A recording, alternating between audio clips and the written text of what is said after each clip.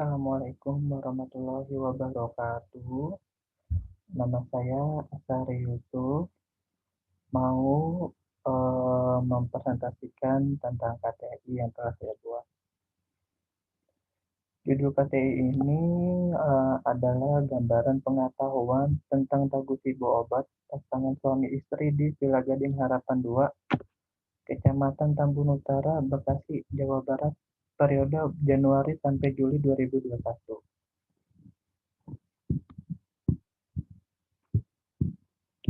Di bab 1 ini yang akan dibahas ada latar belakang, perumusan masalah, tujuan peneliti, manfaat peneliti. Dan manfaat peneliti ini ada 3 subbabnya, ada manfaat bagi peneliti, manfaat bagi instansi, sama manfaat bagi masyarakat.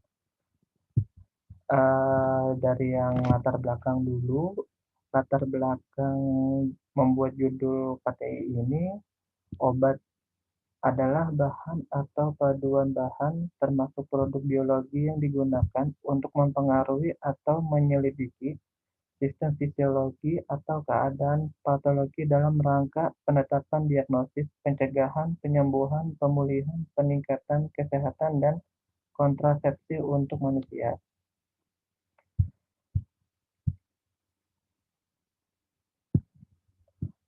Rumusan masalahnya, bagaimana gambaran masyarakat tentang pengetahuan Dagu Sibu Obat di Dagu Sibu Obat pasangan suami istri di Villa Gading Harapan 2, Kecamatan Tambun Utara, Bekasi, Jawa Barat, periode Januari sampai Juli 2021. Tujuannya untuk mengetahui gambaran pengetahuan tentang Dagu Sibu Obat pasangan suami istri di Villa Gading Harapan 2, Kecamatan Tambun Utara, Bekasi, Jawa Barat. Manfaatnya itu ada 3 bagi peneliti, dapat mengetahui seberapa besar pengetahuan tentang Dagu Sibu Obat pasangan suami istri di Villa Gading Harapan 2. Manfaat bagi instansi, diharapkan hasil penelitian ini dapat menjadi masukan untuk memperluas wawasan mahasiswa terhadap Dagu Sibu pada obat. Manfaat bagi masyarakat, dapat memberikan informasi yang bermanfaat dalam meningkatkan pengetahuan masyarakat tentang bagaimana cara mendapatkan, menggunakan, menyimpan, dan membuang obat secara benar.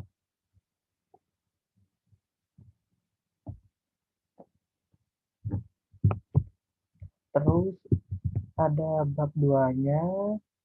Bab 2 ini ada sampai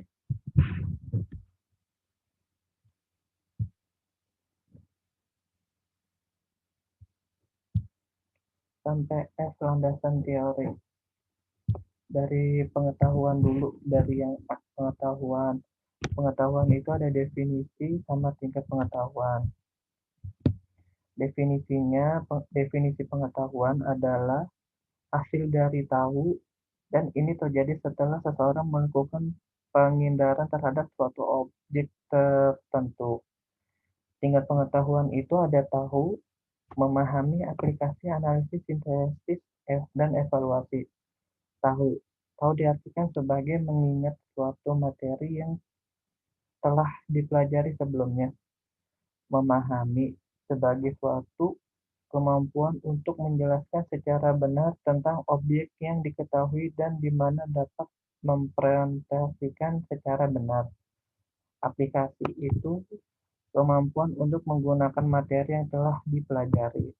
Analisis atau analisa, suatu kemampuan untuk menyatakan materi atau suatu objek ke dalam komponen-komponen tetapi masih di dalam struktur organisasi.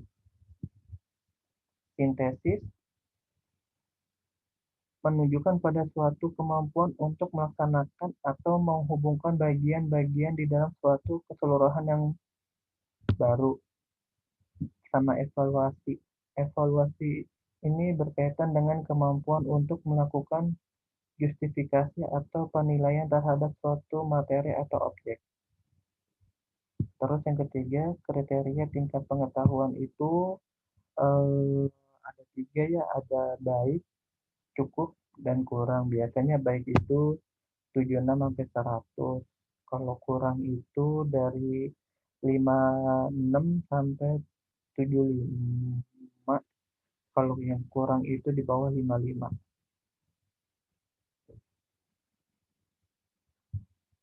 Terus yang D, dagu sibuk.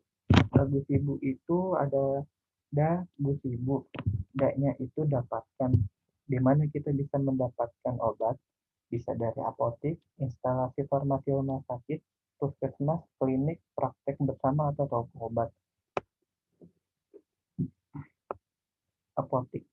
Apotik adalah sarana tempat pelayanan kefarmasian tempat dilakukan praktik kefarmasian oleh apoteker. Instalasi farmasi rumah sakit, unit pelaksana fungsional yang menyelenggarakan seluruh kegiatan pelayanan kefarmasian di rumah sakit.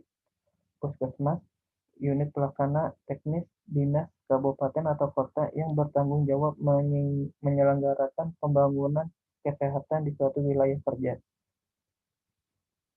Klinik, fasilitas pelayanan kesehatan yang menyelenggarakan pelayanan kesehatan perorangan yang menyediakan pelayanan medis dasar.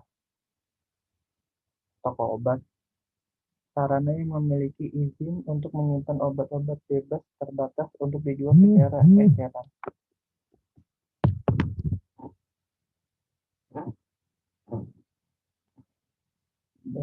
Dulu, terus yang C, obat.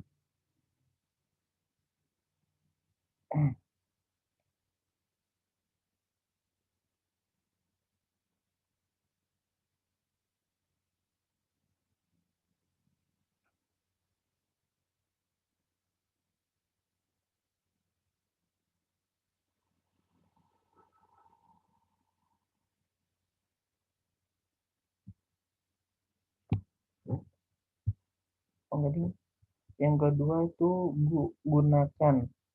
Kok langsung gunakan.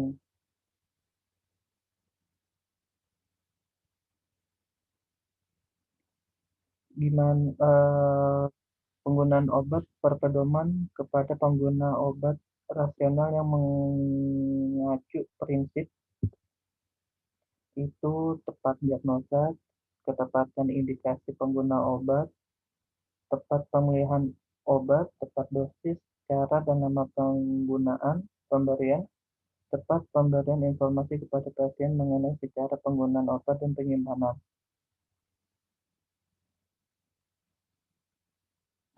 Itu gunakan.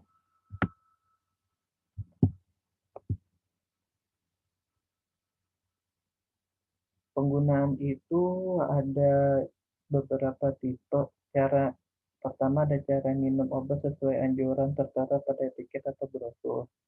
Yang kedua, waktu minum obat sesuai dengan waktu yang dianjurkan. Misalkan pagi berarti harus diminum antara jam 7 sampai jam 8.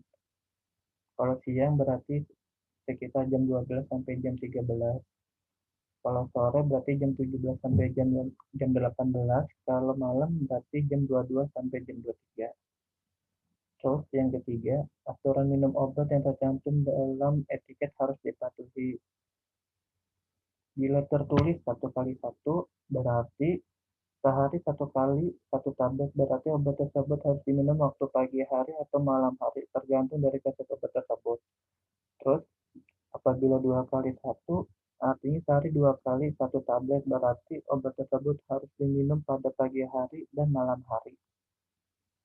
Terus ada yang 3 kali 1 tablet, maksudnya sehari 3 kali 1 tablet, berarti obat tersebut harus diminum pada pagi, siang, dan malam. Atau enggak harus dihabiskan, kayak antibiotik. Obat tersebut harus diminum sampai habis, biasanya obat antibiotik.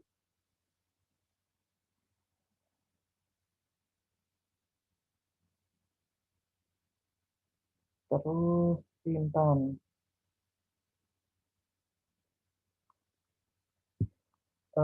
Penyimpanan biasanya obat di rumah, cara penyimpanan obat di rumah biasanya jauhkan dari jangkauan anak-anak. Simpan obat dalam kemasan asli dan dalam wadah tertutup rapat. Simpan obat di tempat yang sejuk dan terhindar dari sinar matahari. Jangan tinggalkan obat di dalam mobil dalam jangka waktu lama karena suhu yang tidak stabil dalam mobil dapat merusak kandungan obat. Jangan simpan obat yang telah kadaluarsa.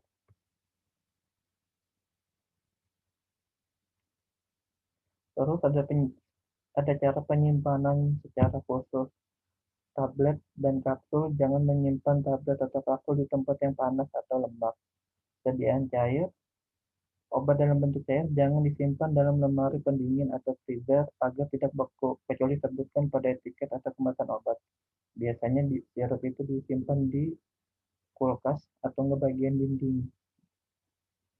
Terus sediaan obat vagina atau ovula disimpan di lemari es karena dalam suhu kamar akan mencair.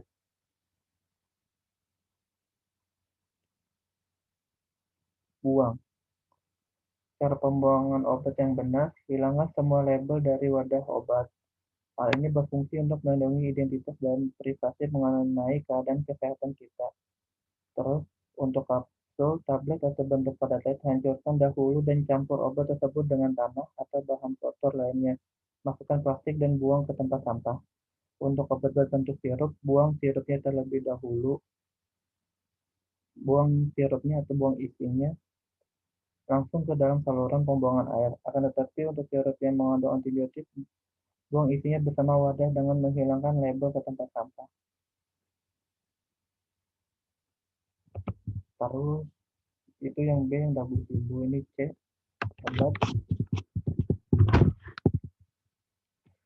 Obat adalah bahan atau paduan bahan termasuk produk biologi yang digunakan untuk mempengaruhi atau menyelidiki sistem fisiologi atau keadaan patologi dalam rangka penetapan diagnosis, pencegahan, penyembuhan, pemulihan, peningkatan kesehatan dan kontrasepsi untuk manusia.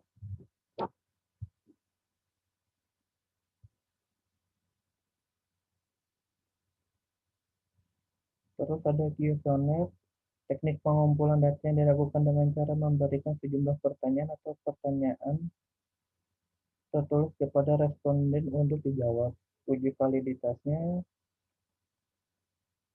landasan teorinya dalam melaksanakan amanat Undang-Undang Nomor 36 tentang Kesehatan, pemerintah mencanangkan SK Menkes Nomor 47 Tahun 2015 tentang gerakan masyarakat cerdas menggunakan obat yang tujuannya tertulis pada prinsip WGIMBU.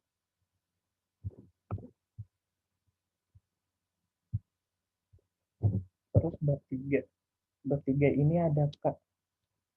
Yang pertama itu metode ini menggunakan metode deskriptif.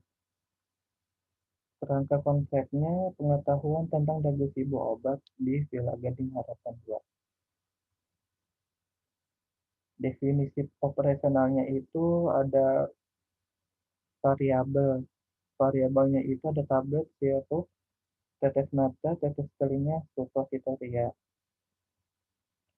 Terus definisinya pengetahuan tentang bagaimana cara mendapatkan, menggunakan, menyimpan, dan membuang obat dengan benar. Terus ada alat ukur, hasil, dan skala. Ini belum dilakukan karena belum dimulai. Terus D. Jenis penelitian. Jenis penelitian ini merupakan jenis penelitian deskriptif. Lokasi dan waktu penelitiannya, lokasinya itu di Villa Gading Harapan 2, Kecamatan Tambun Utara, Bekasi, Jawa Barat. Waktunya periode dimulai Januari sampai Juni 2021. Alat dan bahannya, alat dan bahannya, alatnya itu alat tulis seperti pulpen. Terus bahannya kuesioner untuk pengambilan data. Langkah kerjanya, izin kepada instansi penelitian, pembuatan kuesioner, uji pendahuluan, uji validitas, menyebarkan kuesioner kepada responden, pengolahan dan hasil kuesioner, pembahasan hasil penelitian, dan menyajikan data. Terus prosedur penelitian itu ada beberapa macam. Pertama itu izin kepada tempat penelitian. Penelitian meminta surat izin pengambilan data dari pihak kampus, Stikes, Sikiva, kepada Villa Gading Harapan 2 untuk melakukan survei pendahuluan serta pengambilan data pada warga untuk mendapatkan gambaran pengetahuan tentang definisi obat. Terus pembuatan kuesionernya, membuat kuesioner yang akan dibagikan kepada responden penelitian. Uji pendahuluannya, melakukan uji pendahuluan dengan cara menyebarkan kuesioner kepada 30 orang responden. Uji validasinya, menyebarkan kuesioner kepada 30 orang responden untuk uji validasi. Terus ada menyebarkan kuesioner kepada responden. Kuesioner sudah valid disebarkan di Villa Gading Harapan 2, Kecamatan Tambun Utara untuk diisi, kemudian dikumpulkan kembali kepada peneliti. Terus ada pengelolaan data hasil kuesioner. Data yang sudah terkumpul kemudian diolah dengan menghitung manual presentasi. Terus yang terakhir, pembahasan penelitian menyajikan data. Data yang diperoleh kemudian disajikan dalam bentuk presentasi. Terus ada populasi dan sampel. Populasinya ini di semua Villa Gading Harapan 2 mulai dari blok A sampai F terdapat sebanyak 623 pasangan suami istri. Sampel dalam penelitian ini adalah pasangan suami istri. Tekniknya dalam penelitian ini adalah proporsional sampling, yaitu cara pengambilan sampel dengan membagi populasi dari tiap blok. Kemudian pengamatan dilakukan di Villa Gading Harapan 2 yang memiliki 6 blok A sampai F. Kemudian diambil sesuai dengan jumlah sampel yang akan diambil. Rumus yang digunakan ini menggunakan rumus Slovin, yaitu N kecil sama dengan N besar per 1 ditambah N dikali D kuadrat. N besarnya itu 623 per 1 ditambah 623 dikali 0,05 kuadrat. Hasilnya itu 243,59 atau 244. Jadi setelah dihitung blok A itu ada sebanyak 96, sampelnya 96 per 623 dikali 244, hasilnya 37,59 atau 38 orang yang diambil. Terus yang blok B, C dan F seterusnya seperti yang tadi. Terus J, instrumen penelitian. Instrumen penelitian ini berupa lembar kuesioner dengan teknik pengumpulan data berupa data primer yang diperoleh melalui lembar kuesioner. Terus yang terakhir, rancangan analisa data. Analisa data yang dilakukan dengan menggunakan analisis univariat, yaitu analisa yang dilakukan terhadap satu variabel dari hasil penelitian. Analisa data untuk mengetahui pengetahuan cara mendapatkan obat, menggunakan obat, menyimpan obat, dan membuang obat. Hasil kuesioner di mana untuk jawaban yang benar diberikan nilai 1 dan jawaban yang salah diberi nilai 0, di mana jawaban yang benar dibagi jumlah pertanyaan dikali 100 untuk mendapatkan hasil yang berupa presentasi. Selanjutnya dikelompokkan menjadi 3 kategori, yaitu baik, cukup, dan kurang yang tadi. Data yang disajikan dalam bentuk presentasi diagram. Sekian dari presentasinya.